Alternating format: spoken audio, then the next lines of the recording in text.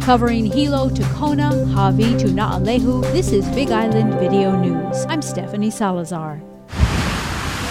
Waves crashed against the seawall in KONA on Wednesday, another day of high surf in West Hawaii. Take a look at this footage shot by Visionary Video. Water splashed onto Ali'i Drive in Kailua Village, but most people did not seem to mind. I was in my chair sitting underneath the green awning on the pier, and the water came up over the side high enough that it got me to my waist. And that's never happened before. We sit here all the time and read. These sort of conditions can be dangerous. However, it often draws people into the water to experience thrills found at spots like the washing machine next to Kailua Pier. Things were pretty choppy by Huluhe'e Palace as well.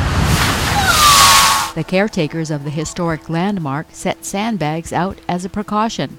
The National Weather Service says a high surf advisory remains in effect until 6 p.m. Thursday. Surf is expected to be 8 to 12 feet with sets up to 14 feet.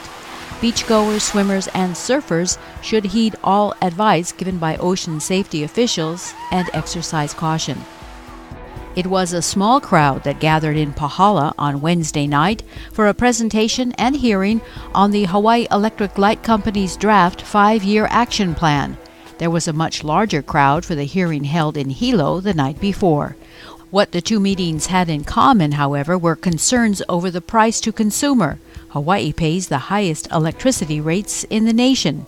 It didn't take long for the audience in Pahala to try to cut to the chase. So how much do you anticipate over this 5-year period that you're going to be able to lower our costs?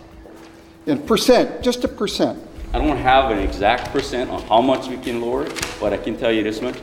We want to lower the cost. Yeah, that doesn't mean anything to me. I know. Okay, I can stand up here and say all this wonderful stuff, but is it 0.5%? Is it 1%? Is it 5%? The action plans, which are also being developed for Hawaiian Electric and Maui Electric, are part of the Integrated Resource Planning Process, or IRP, which looks at how the utilities will meet the future energy needs of the state. HELCO has some choices to make in terms of its energy portfolio and improvements to the grid, all while maintaining a healthy bottom line as a publicly traded corporation. Kau will be directly affected by some of those choices.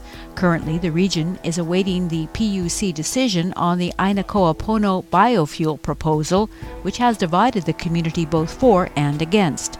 The Hawaiian electric companies intend to file an action plan for each company with the Hawaii Public Utilities Commission by June 28, 2013. The public comment period on a proposed 18,766-acre critical habitat designation in West Hawaii has been extended. U.S. Congresswoman Tulsi Gabbard recently sent a letter to Daniel M. Ash, director of the U.S. Fish and Wildlife Service, requesting a 60-day extension of the public comment period. The federal agency couldn't say yet how long the extension would be. Another portion of the defamation suit filed against former County Council Chair Dominic Yagong and former County Clerk Jame Kawauchi has been dismissed. My client's professional, personal reputations and standing in the community have been ruined. Attorney Ted Hong, representing a group of Elections Division employees who were terminated in early 2012 after Yagong and Kawauchi investigated alleged misbehavior at a county elections warehouse in Hilo, filed the defamation case last year. Third Circuit Judge Elizabeth Strantz earlier dismissed the cases against Yagong and Kawauchi in their official capacities. On Wednesday, West Hawaii Today reported that Strantz has also dismissed the case in their personal capacities as well. Yagong and Kawauchi were tight-lipped about the incident when it happened last year. Hong is hoping to appeal.